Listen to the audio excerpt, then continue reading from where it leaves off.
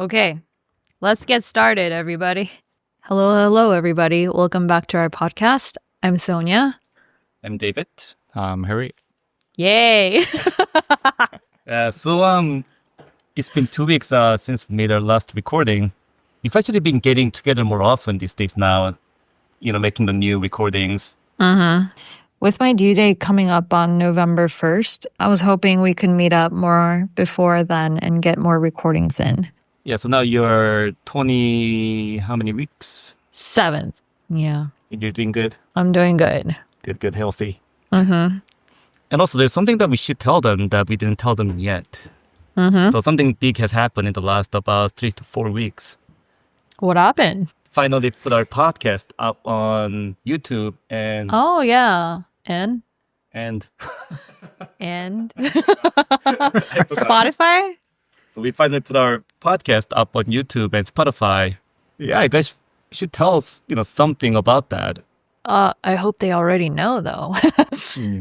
I mean, I just want to say that, now that we're actually putting it out there, I know we don't have many listeners yet, but it does change the perspective a little now that we're actually up in the public. So I hope that you guys are able to hear us and hope you find our podcast interesting and let us know what you like about what we talk about. If there's anything that you guys want us to talk about, yeah, let us know.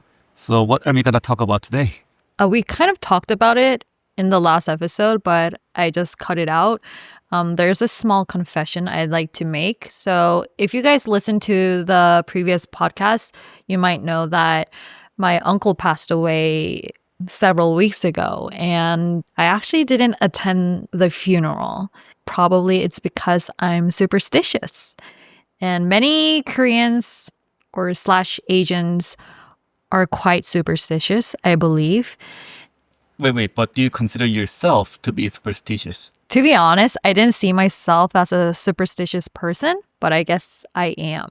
Because, for example, when I see somebody write somebody else's name in red, I kind of flinch. But I think that's like on a different level. I think that's like for all Koreans. For all Asians as well. Do you guys know? Or is it just for Korea? I have no idea. Yeah, but I think the similar thing. No, actually, China's kind of like opposite. They for red colors for luck for them. Yeah, right? Yeah. But does that apply to the name as well, though? If there's any Chinese ethnicity out there, let us know. But yeah, even to the most unsuperstitious person, Korean person, yeah, writing their name in red, I think that's something that, everybody will hate. Yeah, since we have so many superstitions in our life, so some of the things that I believe it's not like superstition anymore, but it's kind of like manner or. Yeah, because every like you said, every Korean already know about this, and then they care about this. So like writing name in red, I don't actually care about this, but I don't write other people's name in red because it could be rude because if you care about that. So it's common in Korea when you go to school, when you go to work, to not write names in red, right? That's very kind of like a basic common thing. Actually, yeah, in the office we normally don't use red pens much. Yeah. Because I grew up in Canada, and in school, we always have either blue or black pen because that's considered to be the official color. And there's a red pen that's used for marking. Right. Yeah. And there's been many times when the teacher or somebody else will write my name with red pen, and it will get to me. But I can't really say it, though, right? Because they don't know where I'm coming from. Right. So I will just kind of swallow it. But every time that happened, it always got to me. Are you thinking that, oh my gosh, am I going to die? I mean, it just feels like bad omen. Like, it just feels bad. But I'm not a superstitious person, so I don't let it get to me. But, I just don't like it, right? But is it also related to the funeral culture or something? That I don't know. I just remember that I heard that writing name in red is much before old times. People write names in red for the dead people, the funerals or something. So that's why like writing names for these people who are alive could be bad luck. So not sure. I heard where it came from too, right? That you only write dead people's name in red. People who are deceased. I think so. Deceased. Yeah, I think so. I had no idea. Yeah, but I'm not 100% sure also. But yeah, I think I heard it somewhere. Yeah. Yeah, so one of the takeaway message, if you are interacting with Koreans, yeah, writing names in red is a bad manner. Yeah. So now, if you're Korean, you probably might know why I didn't attend the funeral. There's this superstition that if you're pregnant or if you have an upcoming wedding, you shouldn't attend a funeral because it might bring bad luck. And I actually asked people around me, like, should I attend or not? And my friend was like, are you superstitious? You don't believe in that stuff, do you? I was like, I don't know. So I was on the fence and I was like debating it with my husband, but we eventually didn't attend. And actually do not feel great about like not attending. But at the same time, I was scared that something might happen because now I'm pregnant. So I just want to protect my baby from everything. We're talking about the superstition, but I think it's more like the not going to funeral is it's more like jinx. I think it's like people think that maybe people think that Korean people are crazy like when they have that kind of things and they are like they're panicked but we're not. It's like it's more like jinx. So if we have very important event in your life, then everyone you think about jinx and possible, unfortunate like events or something. So to prevent that, just not going to funeral or not going to do any stuff regarding unluck. I think that's the thing. It's not really super important, like superstitious, we believe. And we kind of talked about it before in the last episode that people used to hold funerals in their homes in the past. That had something to do with hygiene, right? Yeah, so I was thinking that the origin might have come from that. Yeah, that makes sense because the traditional old funeral, they didn't have any freezer, so the body actually stayed there like without any cooling method. Then they have to leave it like for 3 days. Then maybe it could be cause some kind of like hygienic problems. It's gradually decomposing and right. Yeah, that makes sense. I think. Yeah, that's right. So it's one of those things where even though you didn't go, and sounds like it was a close uncle. Yeah, so that's why I felt really bad. But it's quite same to like the writing name in red because every Korean already know about this. So they don't really feel upset if you don't go there. They understand that. Sonia already like pregnant. So yeah, she might not come and they understand that. It's quite our culture. I was asking the people around me, like, should I go or not? And they were like, you're pregnant. You shouldn't go. And they will understand. And sometimes they are worried more than her. Yeah. Why did you come? Like, you shouldn't come here. So maybe in some perspective, it could be a manner to not go there because they're also worried if you go there. It could be like a disturbance if you were to show up on the funeral. It might be. Yeah. As far as I know, in the West, in North America, I don't think funerals are looked at as a bad omen. I think people feel pretty comfortable that it's a public, official ceremony that you go there to pay respect. Yeah, as far as I know, I don't think there's that bad omen about it. But I know in China and a lot of southeastern countries, they look at it as a bad omen and they get scared about the ghost and whatnot, following them back to home kind of thing. Oh, yeah. So, like, after you attend a funeral, you need to, like, stop by a crowded place. Or store, convenience store or something. So that the ghost will... Yeah, or your friend's house. That's what happened to one of my friends. He came to my place after going to a funeral. I was like, dude, that's like no manner. Yeah. If you don't want to go to your home, then why do you come to my home? Yeah. You have to teaching the ghost. And we, like, throw salt or red beans. Right. On ourselves after going just before enter your home. Yeah, but you throw that on yourself. Yeah, your body. So normally the family, if you have a family, then they are waiting with the salt or red bean, and then when you press the doorbell, and then they just put some salt on your body, and then you can come. Okay, so that's like supposed to wash out bad energy, bad ghost. I think I saw this in the Japanese drama, so I think this is also happening in Japan. Yeah. But I've never done it before, though. Me neither. Yeah. I think that's interesting because in the West, we throw salt over the shoulder when there's a bad omen. Oh, okay. You cleanse yourself from the bad omen, but you don't throw it on yourself. I'm not sure, but we talked about the hygiene thing. Maybe it might be related to because this salt is for, sometimes they use it for hygienic purpose. Then maybe, yeah. But what about red bean? Red bean is specifically for ghost. So is that on a different level, red bean? Yeah, but yeah, that's why, a lot of nowadays, especially we don't have any red bean in our home. So nobody actually prepare that or they do it. So maybe I'm sure that, and even for me, like, even though we talk about this, but a lot of times when I go to a funeral, what I do is always when I come back home and oh shit, I forgot the salt. Oh shit, I didn't stop by any place. Oh shit. That's what I do. So a lot of people think they know it, but they don't really consider. Yeah. They don't really care about that. Yeah. So I guess writing your name in red and also the concept is the funeral. I think that's a very socially accepted superstition, huh? Right. Yeah. It's almost like social manners or basic things. So we don't really, I mean, a lot of Korean people don't consider as superstitions. That it's very basic thing, basic culture for us. This topic came up because, especially with Harry and also some with Sonia and with people around us, fortune telling has become a really popular thing. Like beginning about like 6 months ago-ish. Yeah, because one of our close friend, he's actually studying this fortune telling, which is this Korean fortune telling called Saju. And it's very interesting because normally it's not really normal for like normal people actually study, Saju and then they can actually, translate it.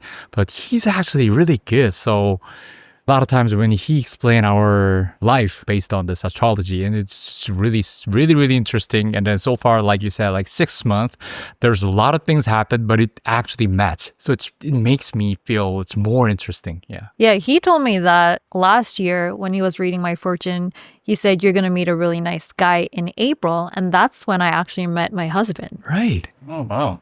Yeah. So what is this Saju that you guys are talking about? Can you explain to the listeners? Saju, also known as the Four Pillars of Destiny, is a traditional Korean form of fortune telling based on the person's birth date and time. It uses 4 key components: the year, month, day, and hour of birth to create a chart made of 8 Chinese characters. And each characters will represent the elements like wood, fire, earth, metal, and water.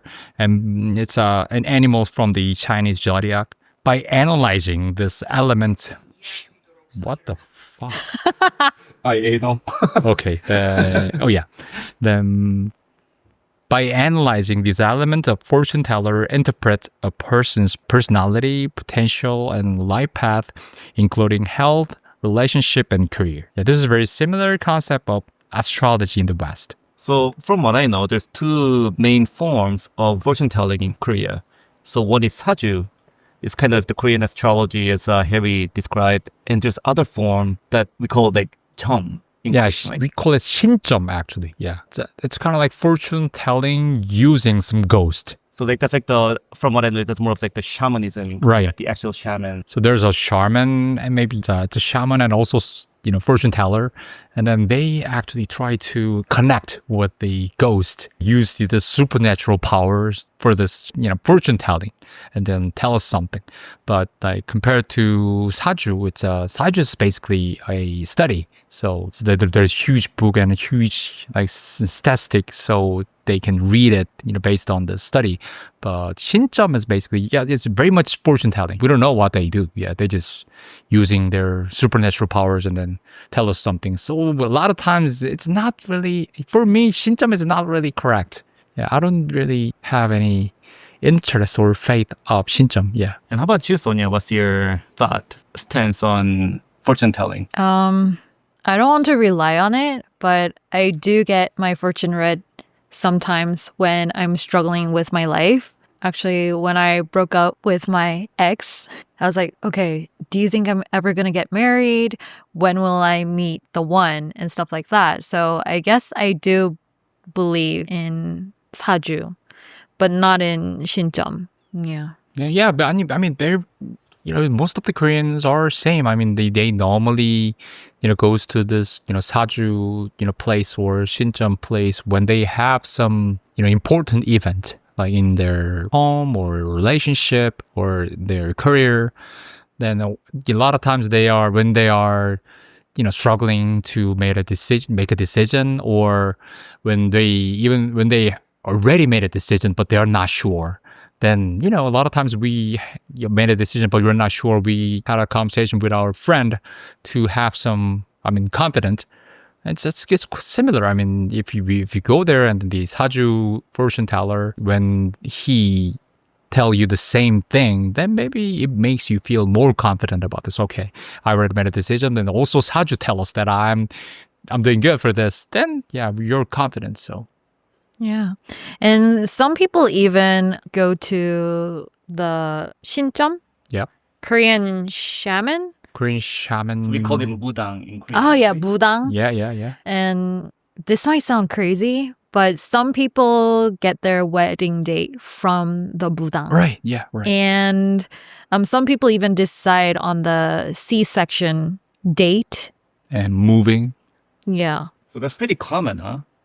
I don't know. It's not really common. Yeah. For Shincheom, if I think about my friend and people around me, it's like less than half, I think, people who's going to the Shincheom place to shaman. So less than half, but that's actually pretty close with the number I got from the research that I did on the internet. Mm-hmm. Yeah, it says that right now about 30 to 50% of Korean people that they believe in fortune telling, that they rely on fortune telling. It's actually a big number, right? Yeah, that's a huge number, and that's what got me surprised. But the number wasn't surprising to me because in the common friends that we have in our friend circle, so many of them, they rely on Saju and Shincheom.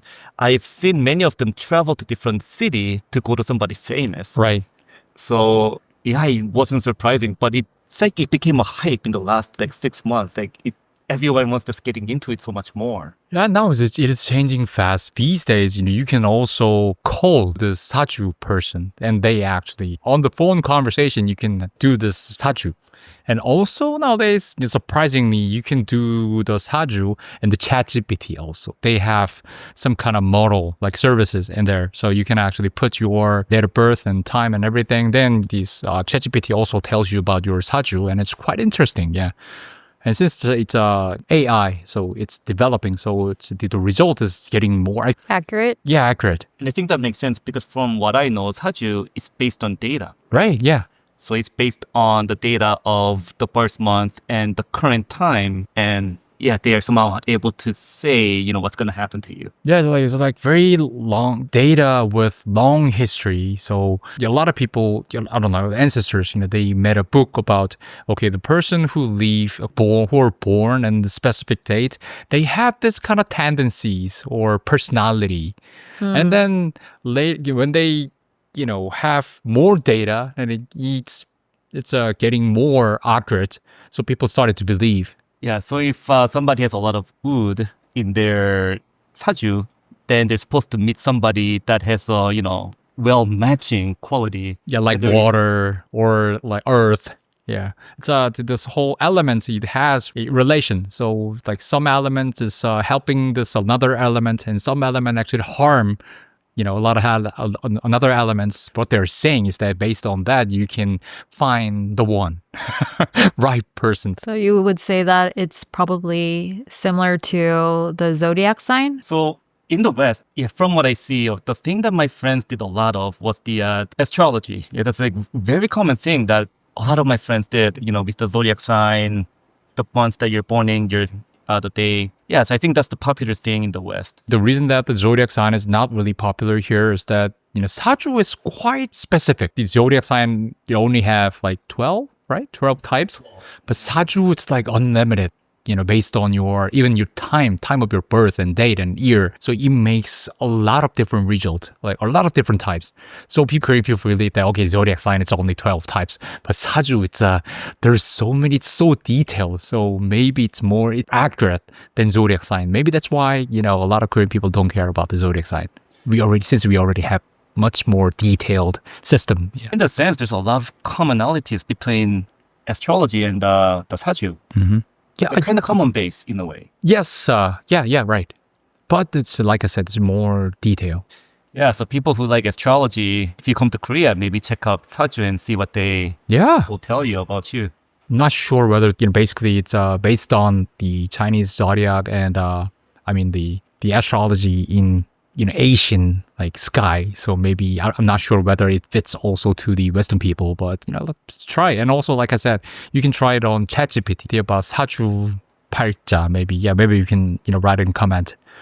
Yeah, but anyway, you can try. It's very interesting. So the thing that I found interesting as well was that for one thing, that such a huge number of Korean people believe in fortune telling, and that's surprising. And I feel like with now things becoming more technologically modern, that number will go down. But it actually the research says that it's the opposite. The number of people getting interested in fortune telling is increasing in Korea. Did you guys know one of the numbers I found in the last 20 years in Korea, the number of mudangs, the shamans in Korea, has increased by fourfold. Really? Yeah, there has been. I think the number went something from like 200,000 to 800,000 in 20 years. Like that's Wow. crazy increase in number. So that tells us that younger generations are actually using more of the fortune telling. But don't you find that so like Odd.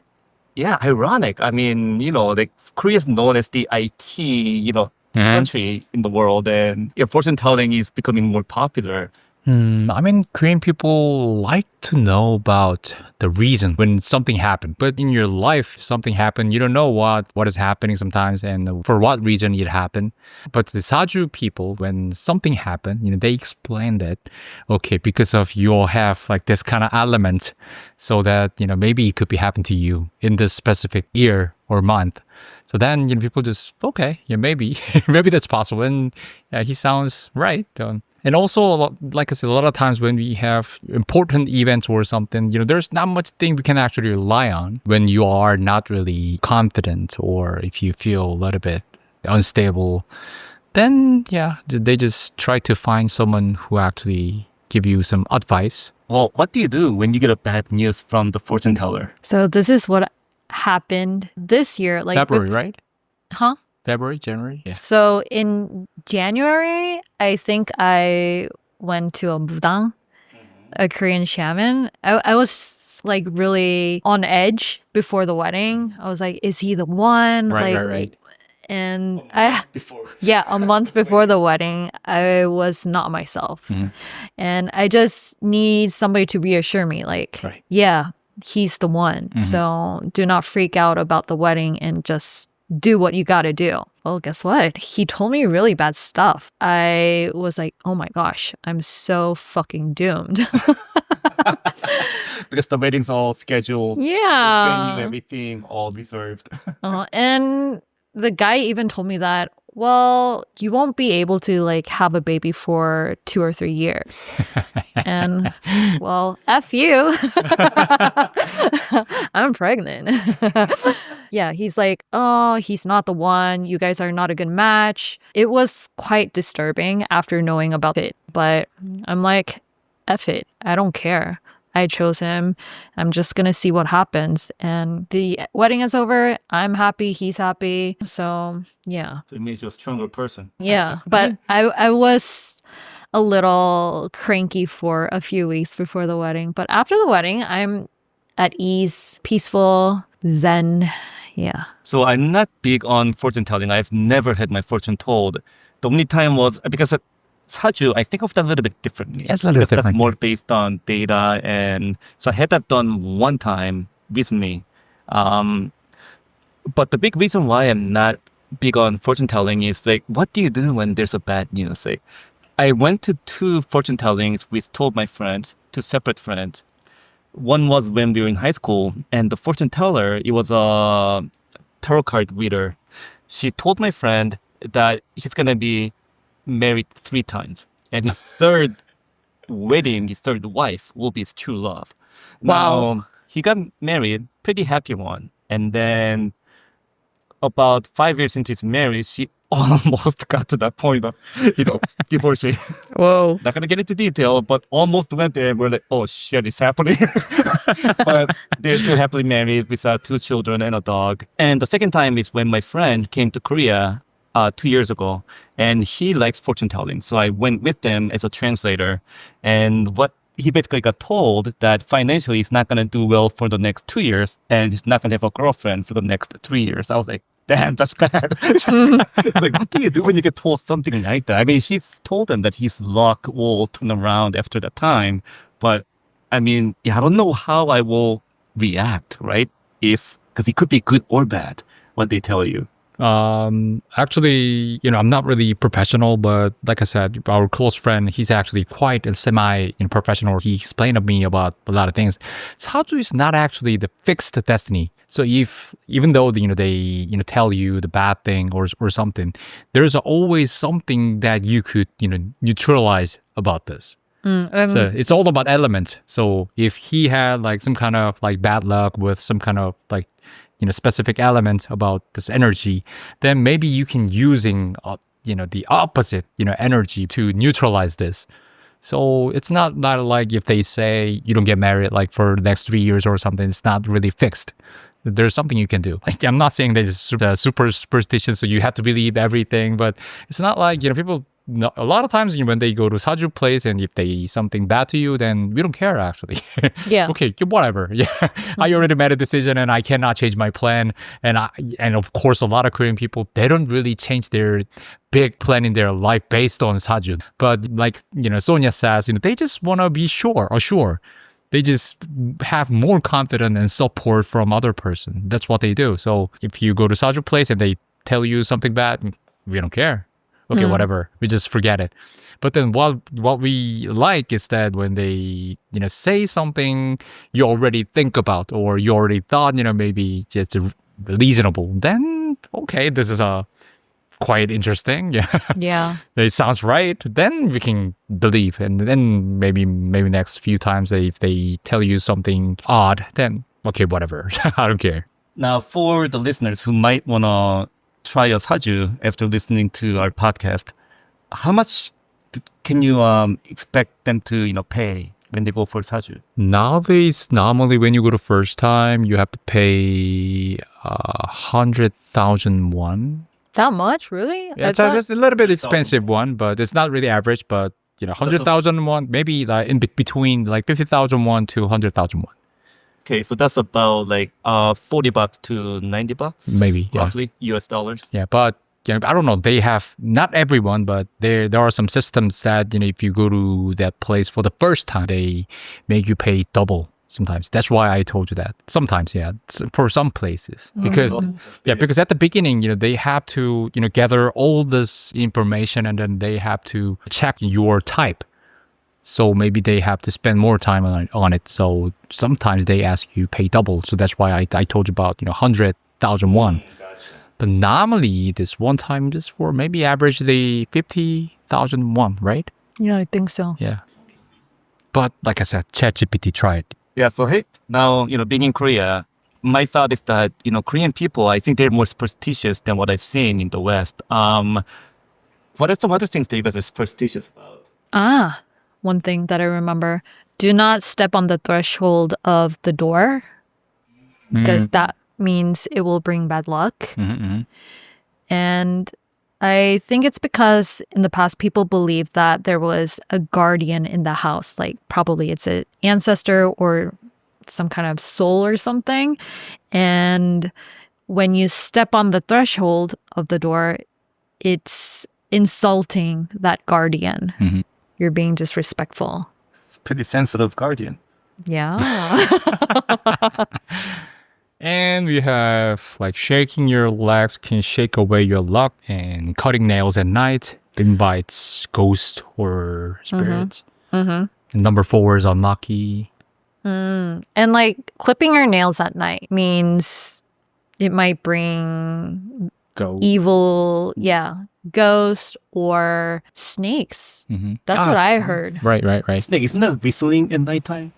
My parents used to tell me to not do that, to not whistle at nighttime. Oh yeah, whistling. Oh yeah. Probably it was whistling. I mean, or both. It makes me to think about all of the things are related to some kind of like safety or hygiene. Long before a lot of people live in the suburban side with countryside. For them, I mean, clipping nail maybe and whistling. Maybe they can call some wild animals. And also we talk about hygiene on the funerals. I think a lot of things are related to this. And then our ancestors make these superstitions to make the people believe easily. Yeah.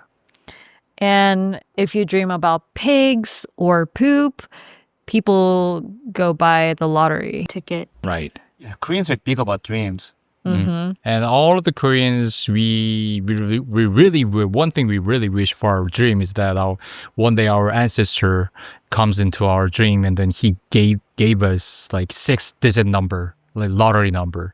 Then, one time I actually had a dream about that, and I'm really, really trying to remember those names, but it's impossible. So I failed. Yeah, I had that dream like 2 times, I think, but I never won the lottery. Yeah.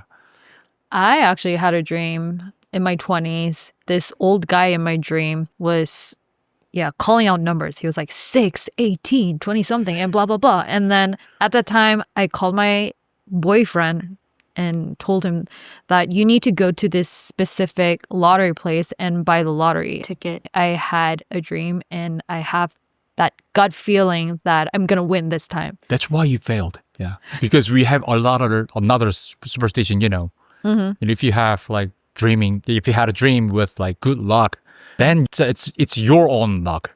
So if Sonia wants to buy this lottery, her boyfriend, then she had to sold her dream to him first. Yeah. To pass over your luck to him. So there's a certain procedure.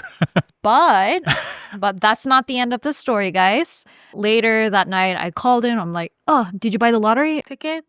It's like, oh my gosh, it just slipped my mind. And guess what? The winner was from that specific lottery place. Really? Yeah. So what about the number? I don't remember the numbers, but still. Couldn't check. Yeah. Yeah. But every time I passed that place, I was like, 네가 사는 거지. Yeah, but that was very close, yeah. Yeah. I almost won the lottery, But if you guys. check, and if that number was the number that actually won, what would you have done to your ex? Yeah, if I were you, I already killed him. I guess fate had other plans. But with the dream too, as far as I know, I could be wrong. But yeah, I don't think that's a big thing in the West. Or do you guys know anything about that? Because I don't really see people talking about dreams. In the West. In Korea, it's very common, like on TV, Right. on, whatever media, custom, it's like very common. I mean, I talked about the jinx at the beginning, and I think if you understand about this superstition culture in Korea, it's very similar to the jinx in the American or Western countries. Because I only watch on the American drama or TV shows, and I'm also feeling that a lot of American people care about jinx when they have some big event or sports game or something. So the level that we actually care about the superstition is quite similar to the level that Western people care about jinx. But I think jinx is a little different though. Like for athletes, it's pretty common for them to have a routine. Like for basketball players, soccer players, for them to put on certain shoes or have a certain order that they do things in on the day of the game. That could be a little bit different. Yeah, a little bit different, but the purpose is quite similar. Yeah, because they're also obsessed with some routines, or maybe someone has their own some rules, or when they have a game, then they have to wear some specific colors of something. It's also preventing the bad luck. So the reason that we actually care about the dream is that it's similar to jinx. So if we had a dream about some bad stuff, then there's a certain possibility that we might have negative event. Then we are being cautious to prevent that event. I'm not saying it's 100% same, but the spirit and the purpose is quite similar. I think the jinx is definitely in the culture. We kind of think about it on back of our mind. Like the very common saying, like go break a leg. If somebody's writing a test or, have something big happening, interview, go break a leg. It's like to do the opposite of the jinx, right? And you try to not say the thing, you're going to pass this test. Like, don't see that, you're gonna jinx me. Like that's a very common reaction too. So yeah, I think it's like a cultural thing. Yeah. I mean, there's, since we are, of course, we have like very different culture, so it's different, but the purpose is quite similar. That's what I feel. Yeah. And another thing that's big in the West is the number 13. Yeah. Unlucky. And you'll see when you go to buildings, most buildings in US and Canada, they don't have a 13th floor. Now it's the same in Korea too. Number Yeah. 4 is unlucky, right? So we don't have any 4 in the elevator. They normally use half instead of 4. Or sometimes they actually remove the number 4. So there's no fourth floor in some building.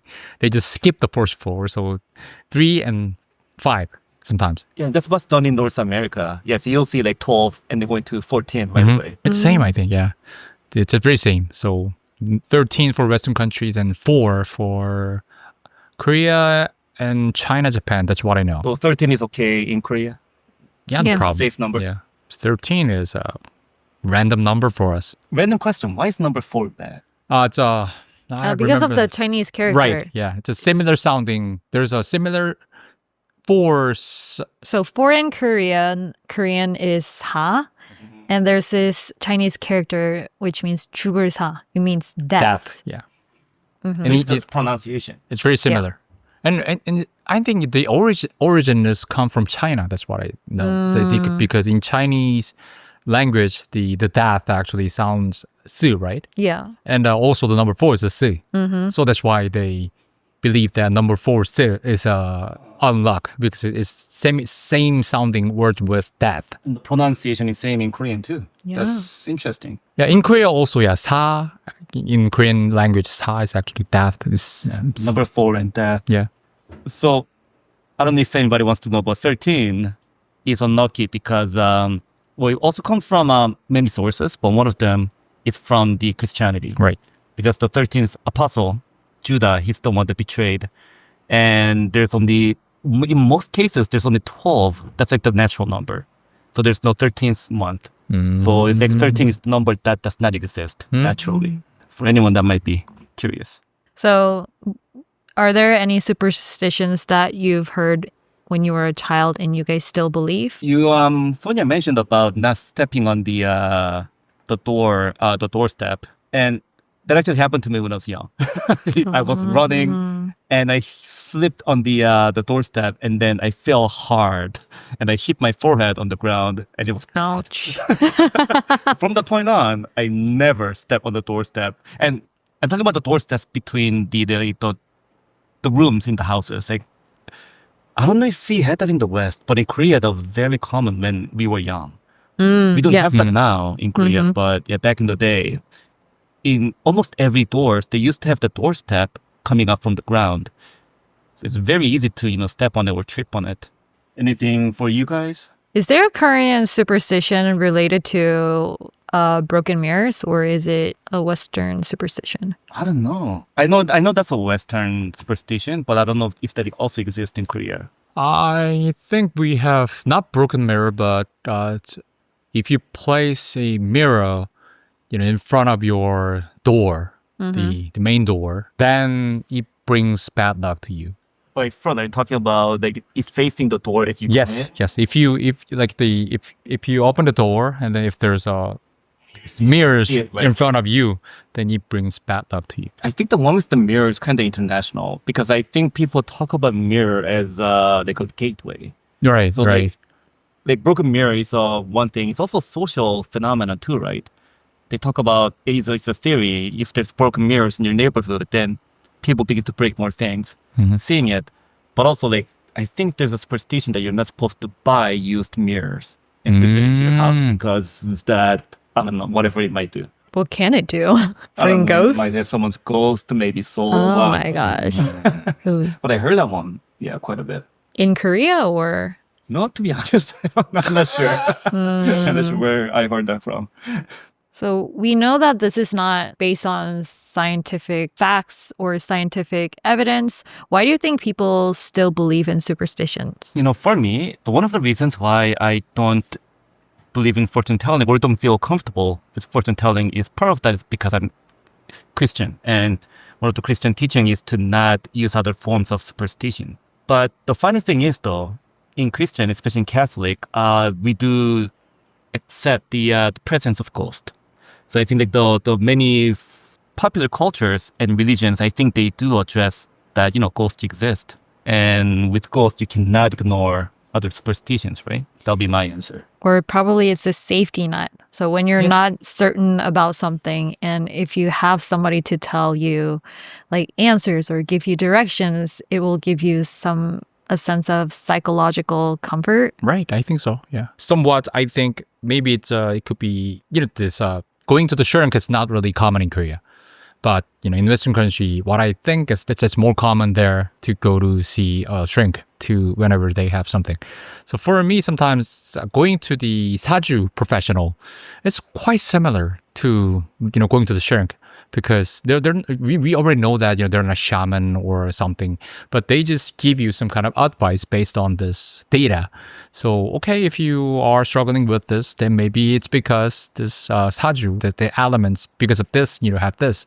So maybe you could do other stuff to neutralize this. So people feel like Sonia says, comfort about that, or sometimes they receive some energy or confidence and support, mental support. So that's why Korean people like this superstition thing, maybe.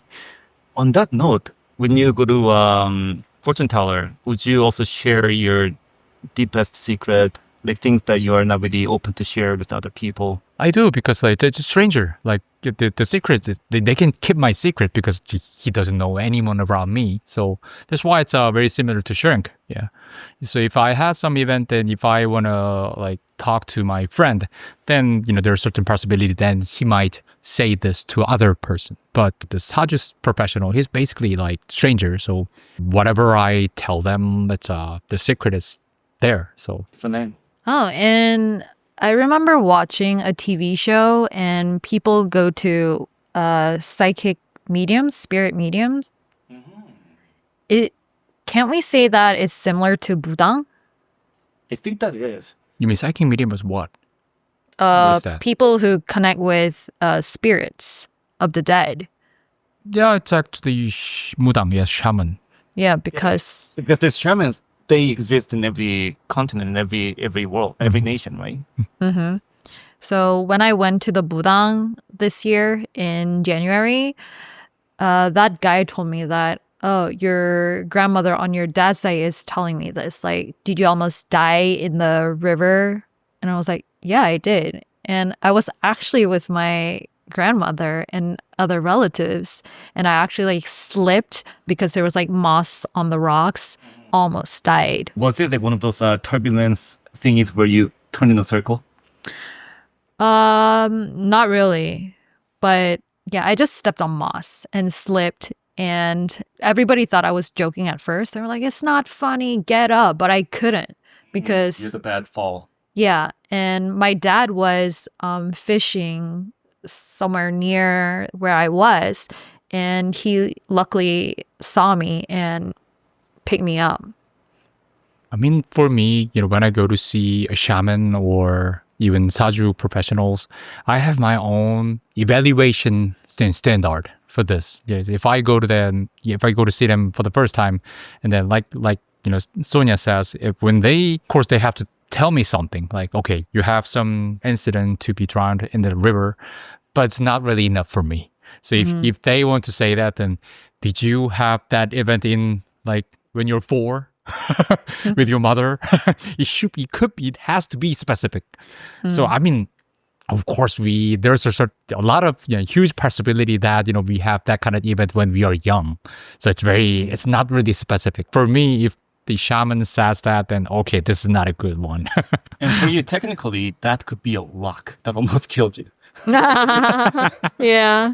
It could be the earth, not the water. Maybe, yeah. So should we wrap up? So listeners out there, what's a superstition you were taught as a kid that you still can't shake off? Or tell us the weirdest or funniest superstition you've ever heard. Yeah, and please check out our podcast. We are uploading podcasts that we recorded from before, and we are recording more often now, more frequently on YouTube and Spotify. Yeah, please check us out. So we'll come back soon with our next episode.